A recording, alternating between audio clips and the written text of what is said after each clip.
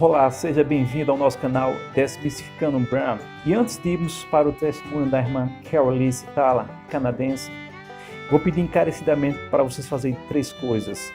Curtam o vídeo, comentem o vídeo e, se puderem também, republiquem o nosso vídeo em grupos do WhatsApp, Facebook e outras páginas, para o nosso vídeo ter mais alcance. Já agradeço a todos vocês. Bom, agora pegue o lenço, pois o testemunho da irmã Caire, Siltala, canadense, é muito impactante. Esse é o vídeo 2 do testemunho que ela nos deu. Deus vos abençoe. Agora vamos para o vídeo, o testemunho dela.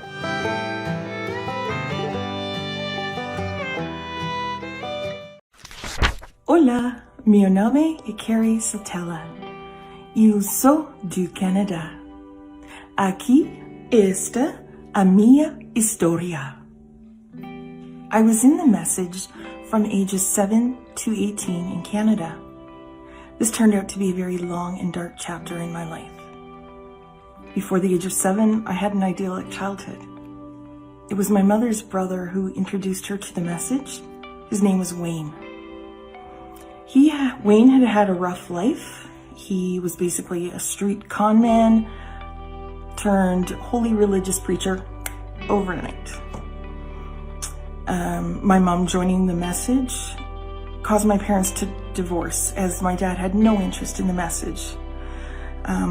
Also, my Uncle Wayne counseled my mother that she had to confess all of her sins. And so she had to confess all the people that she'd been promiscuous with during the course of their marriage. And it turned out to be a very long list that included friends, neighbors, co-workers, and even family members. Wayne then came over one morning while my dad was still in bed. He went into my parents' room and he started to beat up my dad. The Lord had directed him to do so. They didn't speak.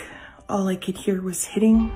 I could hear my dad being thrown up against the wall and sliding down.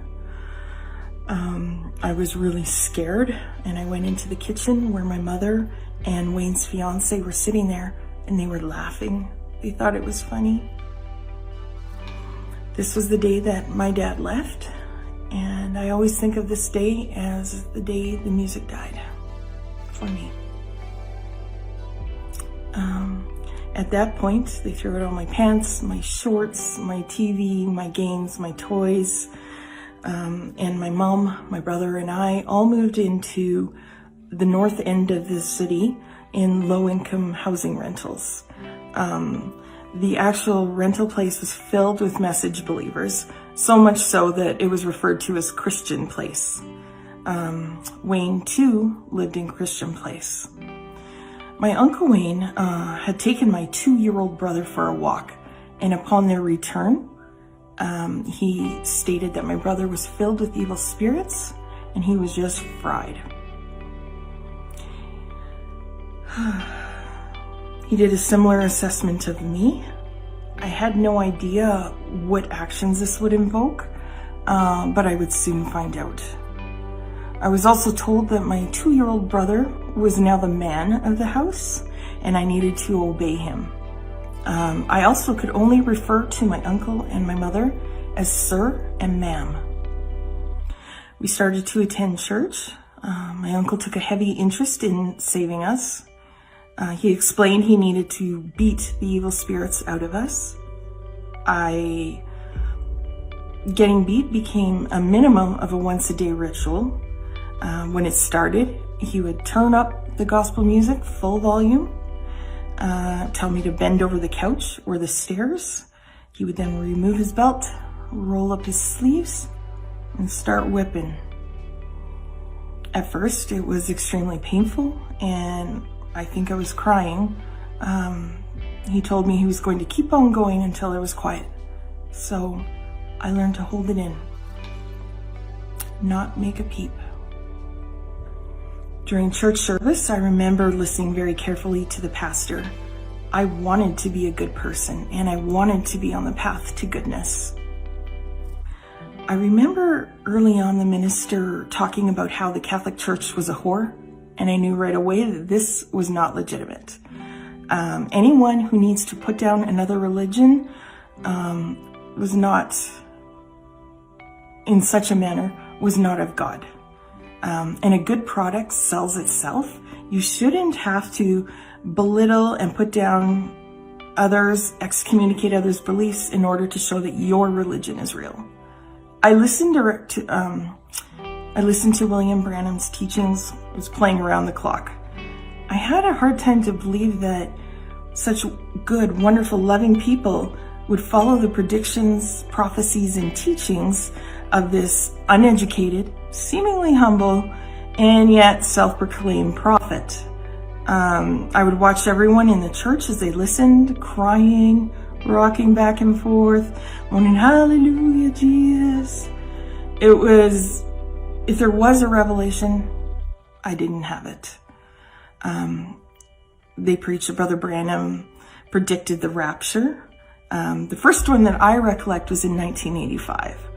And when it didn't happen, every year there was always some reason why, such as, oh, we're using the Gregorian calendar, and Brother Branham had been using the Jewish calendar, or some other explanation. There was always another explanation, and oh, with these new calculations, the rapture is now in 1986, and so on and so forth.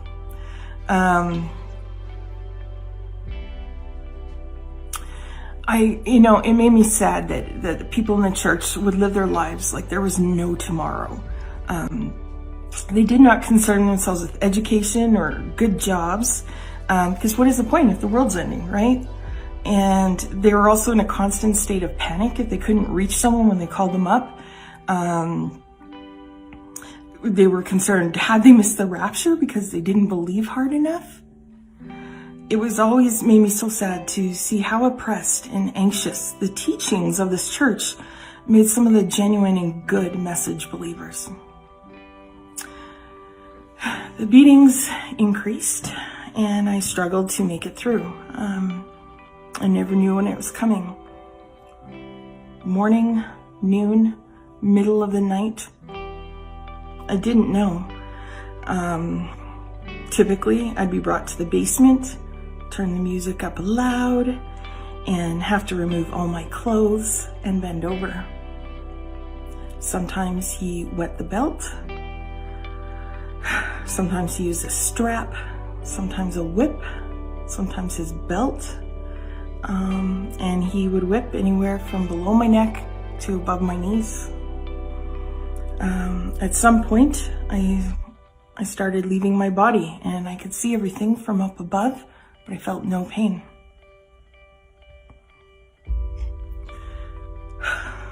Just one moment. One night, actually, at school before I was in the message, I was very popular. But after I was in the message, I just became known as the church girl, a weirdo. I was told we're in this world, but we're not of this world, and not to speak to outsiders. I would watch the kids in my class, and I so desperately wanted to be one of them. I wanted them to see that I was normal. I was not a weirdo. I was just like one of them.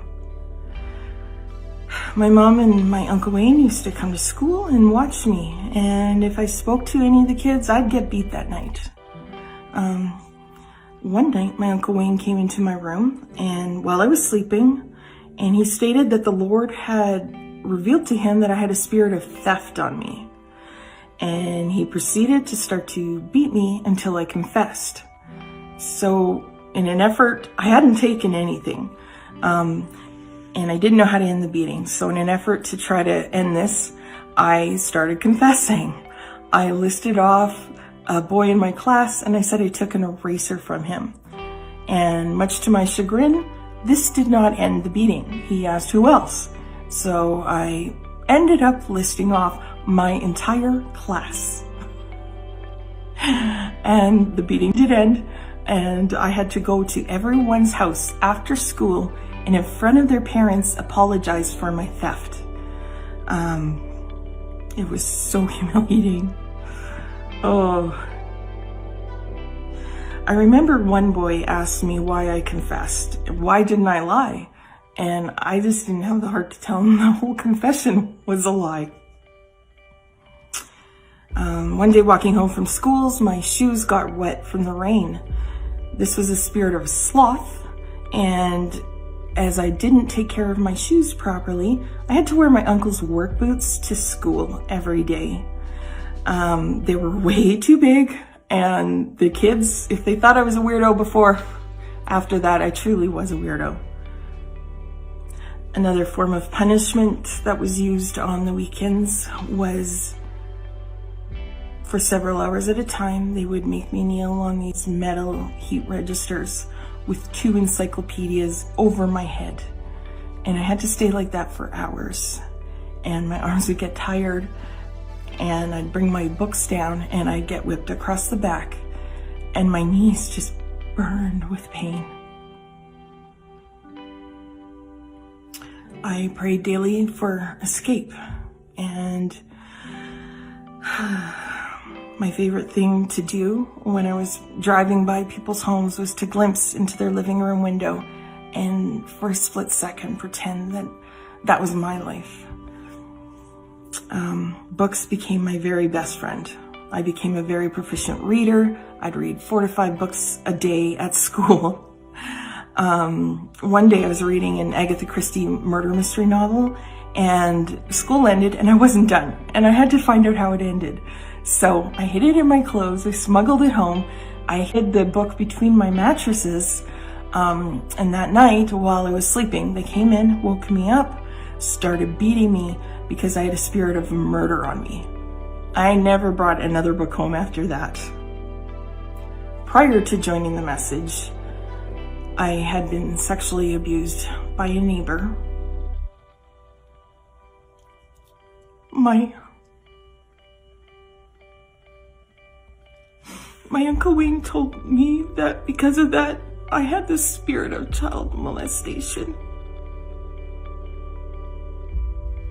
And I would sexually abuse children. The thought of this chokes me up to this day. I wasn't to be left alone with children. I was always so worried and anxious to show people that I was good and I wouldn't hurt anybody. And I have a pure heart. But having those words seared into my brain has brought me many moments of tremendous sadness. Excuse me.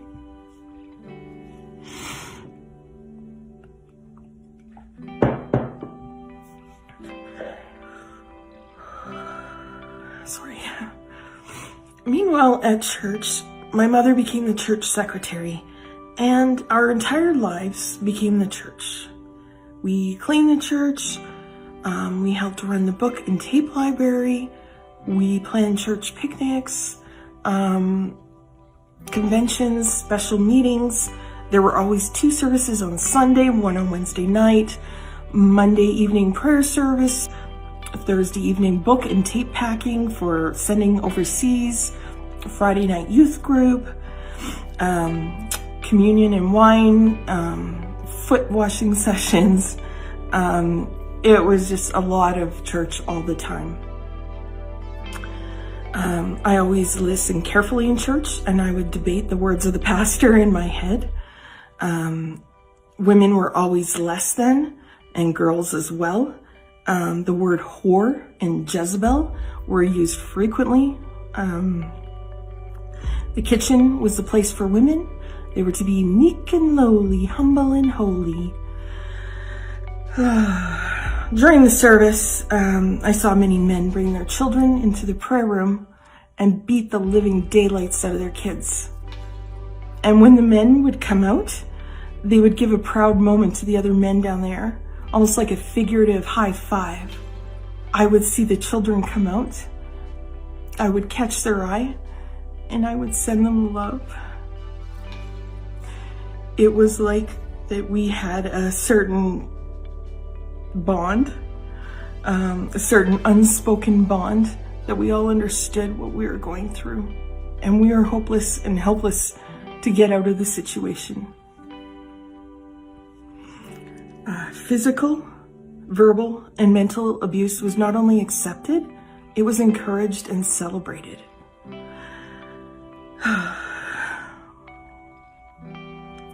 I also disliked the attitude of many of the believers, that they were better and holier, and it was okay to be hateful to those who were non-message believers, or even message believers who had slightly different beliefs. Also, I noticed that they oftentimes laughed at the plight of others. I strongly believe that people will tell you who they are through their actions. And I do think that if this is Christianity, no thank you. Being a preacher, my uncle had counseled many. It always made me sad to believe in him and to see people believe in him and listen to his counsel. He was a good talker. He could easily read people, and which made him an excellent manipulator. I saw his advice tear families apart. I saw a few young men would come to the house for prearranged beatings. I also saw him beating his wife. Uncle Wayne was operating on ego, not on wisdom or spirituality. One year, we went on a bus trip with others from the church to Ann Arbor, Michigan, for a Bible camp. And on the way, we went through Jeffersonville, Indiana, and went to the Branham Tabernacle. There on a table outside of the sanctuary was a table with Brother Branham's Bible and reading glasses. My eyesight was very poor, and I was told to put on the glasses and God would heal my eyes. So I put them on. I was totally blind, couldn't see a thing, nada. But I was scared that they would say, oh, you have a spirit of unbelief. So I said, yes, I can see. And for the next couple of years, it was literally a blur. I couldn't see anything. I was nearly blind. When talking to people, I tried to listen to their tone and imagine what reaction they had on their face and try to match it. And hope I was responding appropriately. At school, I had to borrow people's notes so I could see the board. My absolute favorite thing to do since birth is swimming. I love swimming. But since joining the message, I was no longer permitted to swim. My brother could swim and other guys could swim, but not women. While we were at Ann Arbor, Michigan, Bible camp, I was really sad because they had both a pool and a lake, and I was desperate to go into either of them. I felt like a fish out of water. I was so desperate to swim. I asked to be baptized, and as I was one of the first to go up, while they were baptizing everyone else, I was able to swim out in the lake and have a really great swim. It was so worth it. At that same camp, we went through a prayer line. And when you got to the front of the prayer line, they would actually smack you in the head. And you would see stars and stagger around. And they'd say, you're slain in the spirit. And that was the Holy Ghost. And so you get up front and they just whack. And you're just, whoa. And I really looked around and I was questioning, do people really think that this is the Holy Ghost? He hit us in the head. I don't know. Everyone thought that trip was a revelation for me. I got baptized in the miracle of my eyes being healed. But the reality was I was nearly blind, but I was happy I got to go swimming and travel. One day, my Uncle Wayne was over for dinner. I was sweeping the floor and I tried to cut, because I couldn't see the floor, I was trying to cover every inch. I had missed a spot and he smacked me across my face and I staggered back and the basement door was open. I went down a flight of steps There were wooden steps, and at the bottom I hit the concrete. When I hit the bottom, both of my knees were dislocated. Pain out of this world. I was screaming. Wayne came right down. He got right in my face and why, Caire, why? What have you done to displease the Lord? Why, Caire, why? What have you done to displease the Lord? He kept saying it over and over. He wouldn't get out of my face. I'm busy screaming. The paramedics came. They asked him to leave. And my left knee never healed. I ended up having a total of 9 knee surgeries, and the most recent was a total knee replacement.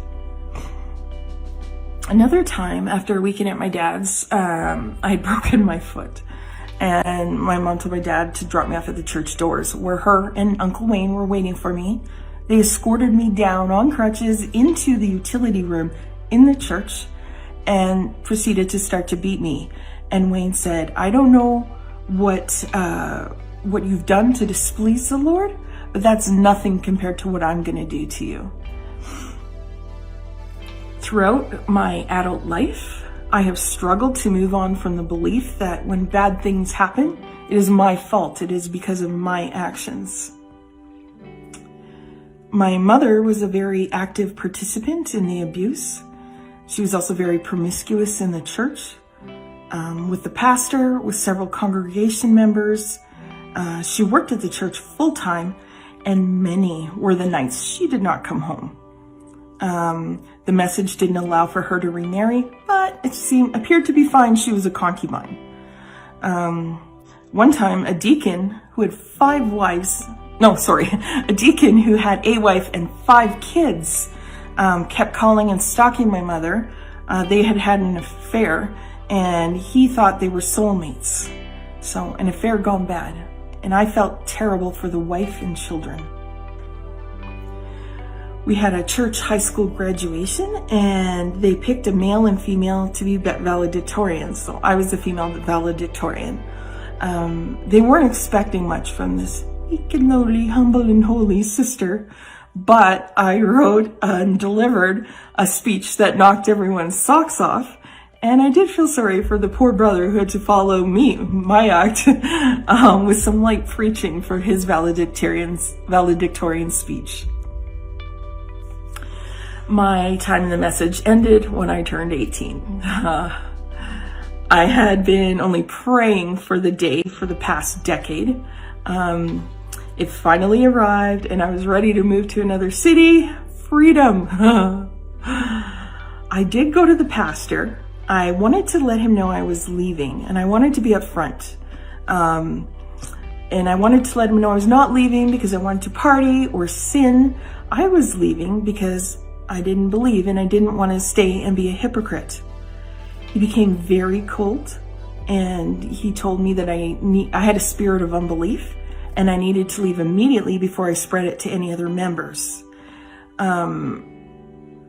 I felt a deep sadness in his response. I'd hoped there was a human side to him, after all the time that we had spent together.